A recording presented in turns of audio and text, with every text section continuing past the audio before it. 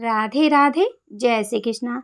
आप सभी का स्वागत है हमारे चैनल में। तो देखिए, आज की इस वीडियो में हम तुलसी विवाह की सरल और संपूर्ण विधि देखेंगे। आप घर पे सरल विधि से खुद से तुलसी जी का विवाह कैसे करें।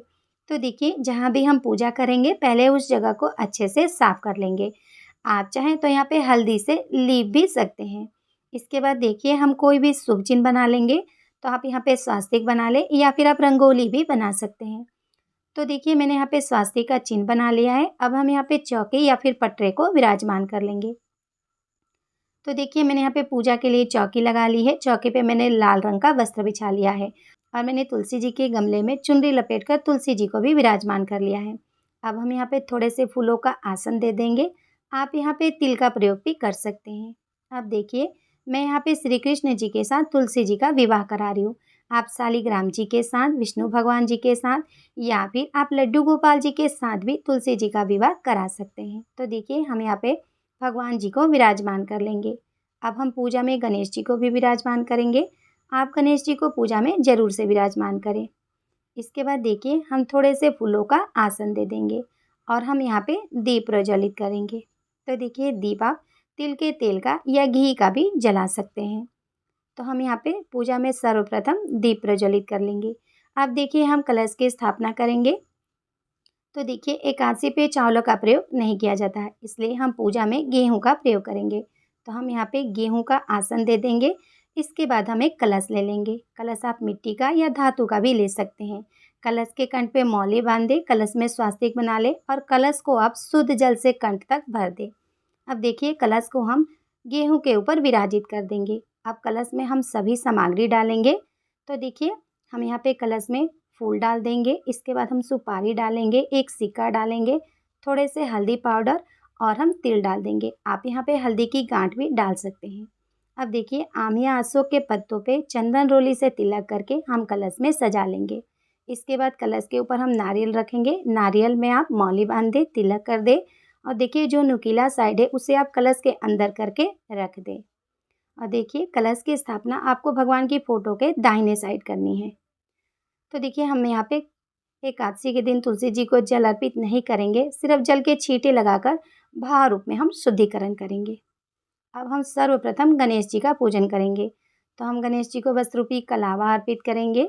इसके बाद हम गणेश जी को जनेऊ अर्पित करेंगे और हम तिलक करेंगे। तो देखिए, पहले हम चंदन से तिलक कर देंगे। इसके बाद हम गणेश जी को रोली से तिलक करेंगे। अब हम गणेश जी को फूल अर्पित करेंगे और हम भोग लगा देंगे। इस तरह से हम सर्वप्रथम गणेश जी का पूजन करेंगे। अब देखिए, तुलसी माता को हम हल्दी लगाएंगे। विवाह में सबसे पहली रस्म हल्दी की होती है, तो हम हल्दी लगाएंगे। हल्दी में आप थोड़े से कच्चा दूध मिला लें।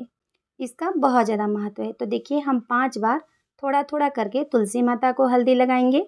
इसके बाद हम श्री कृष्ण जी को हल्दी लगाएंगे। तो हम हाथों में, पैरों में, उनको भी हम 5 बार हल्दी लगा देंगे। हल्दी की रस्म के बाद अब हम मेहंदी की रस्म करेंगे। तो देखिए, मेहंदी आप कीप वाली भी ले सकते हैं या फिर आप पाउडर वाली को मिला के भी ले सकते हैं। तो देखिए, पहले हम तुलसी जी को मेहंदी लगा देंगे। इसके बाद हम श्री कृष्ण भगवान जी को मेहंदी लगाएंगे। इस तरह से हम मेहंदी की रस्म भी करेंगे। अब देखिए, हम यहाँ पे वस्त्र रूपी तुलसी माता को कलावा अर्पित करेंगे और हम भगवान जी को भी वस्त्र रूपी कलावा अर्पित करेंगे। अब हम यहाँ पे श्री कृष्ण भगवान जी को जनेऊ अर्पित करेंगे। आप जनेऊ जरूर से अर्पित करें।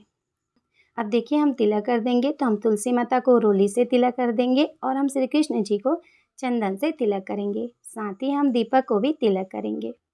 अब हम तुलसी माता को चुनरी अर्पित करेंगे।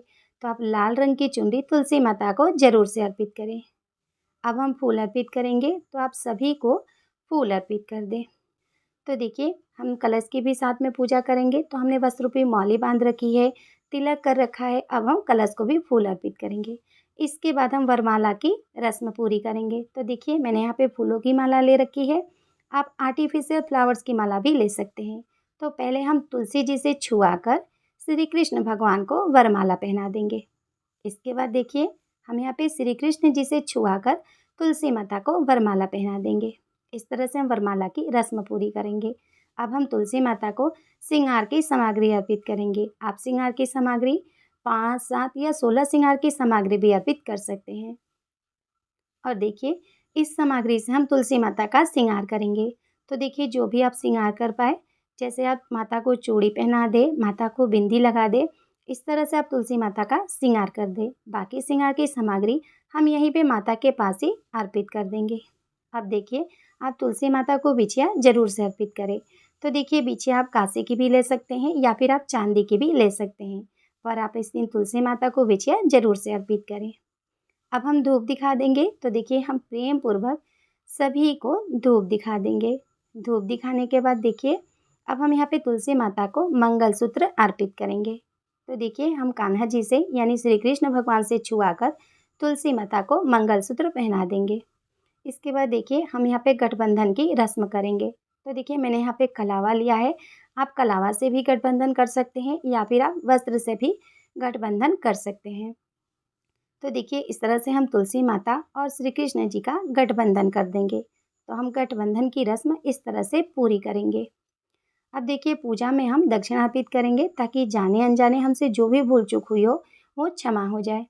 इसके बाद से देखिए अब हम यहाँ पे भोग प्रसाद अर्पित करेंगे। तो पहले हम यहाँ पे मिठाई का भोग लगा देंगे, इसके बाद हम फलों का भोग लगाएंगे। तो देखिए आप जो भी ऋतु फल मिल जाए उसका भोग जरूर से लगाएं। विशेषकर आप इस दिन शकरकंदी और सिंघाड़े का भोग जरूर से लगाएं। तो देखिए इस तरह से हम पूजा करेंगे। अब देखिए आपको जो भी दान करना हो, जैसे साड़ी, जो भी वस्त्र या फिर आप जो भी बर्तन दान करना चाहे वो भी आप यहीं पे अर्पित कर दें। तो देखिए हम यहाँ पे अर्पित कर देंगे। अब देखिए हम यहाँ पे फेरे की रस्म कराएंगे। तो कोई अगर आपके यहाँ जेंट्स हो तो आप उनकी मदद से फेरे करवा सकते हैं, या फिर देखिए आप सरल विधि से एक नारियल ले लें और नारियल को तुलसी जी और कान्हा जी के ऊपर से 7 बार देखिए इस तरह से घुमा दें। ये भी फेरे की रस्म ही मानी जाती है। तो इस तरह से हम सरल विधि से फेरे करा देंगे। नारियल को हम यहीं पे रख देंगे। तो देखिए फेरे की रस्म के बाद अब हम सिंदूर दान कराएंगे। तो देखिए हम चांदी का सिक्का ले लेंगे, उसमें हम थोड़ा सा सिंदूर लेकर कान्हा जी से छुआ लेंगे और हम तुलसी माता को 5 बार सिंदूर अर्पित करेंगे। तो देखिए इस तरह से हम सिंदूर दान तुलसी माता का कराएंगे। अब हम 1 लोटा जल ले लेंगे और हम कथा सुनेंगे। तो देखिए हम हाथ में थोड़े से फूल ले लेंगे और हम तुलसी विवाह की व्रत कथा सुन लेंगे। तो आप कथा सुन लें। कथा सुनने के बाद हमने जो हाथ में फूल लिया है वो हम तुलसी जी के पास और श्री कृष्ण भगवान के पास अर्पित कर देंगे। इस तरह से देखिए हम बहुत ही सरल विधि से घर पर ही खुद से तुलसी जी का विवाह करेंगे। विवाह के बाद देखिए अब हम लास्ट में आरती करेंगे। तो आप यहाँ पे कपूर जला के भी आरती कर सकते हैं या फिर आपने जो दीपक जलाया उससे भी आप आरती कर सकते हैं। तो देखिए हम यहाँ पे प्रेम पूर्वक सभी की आरती कर लेंगे। आरती के बाद हम हाथ में थोड़े से जल ले लेंगे और हम इस तरह से 2 बार वार लेंगे। इस तरह से हम अपनी विवाह की पूजा को पूर्ण करेंगे। इसके बाद देखिए हम हाथ जोड़कर पूजा में जाने अनजाने हमसे जो भी भूल चूक हुई हो उसके लिए हम क्षमा याचना करेंगे और तुलसी जी से, भगवान जी से हम अपनी मनोकामना पूर्ति के लिए प्रार्थना करेंगे। तो देखिए आप इस तरह से सरल विधि से घर पर खुद से भी तुलसी जी का विवाह करा सकते हैं। और देखिए आप देव उठनी एकादशी से लेकर कार्तिक पूर्णिमा तक किसी भी दिन तुलसी जी का विवाह करा सकते हैं। तो देखिए आप इस तरह से सरल विधि से विवाह जरूर से कराएं। तुलसी जी का विवाह कराना बहुत ही शुभ माना जाता है। और देखिए कई लोग विवाह के बाद तुलसी जी का मंदिर में दान कर देते हैं। आप दान करते हैं तो दान कर दे, नहीं तो आप घर पर ही तुलसी जी की पूजा करें। राधे राधे। जय श्री कृष्ण।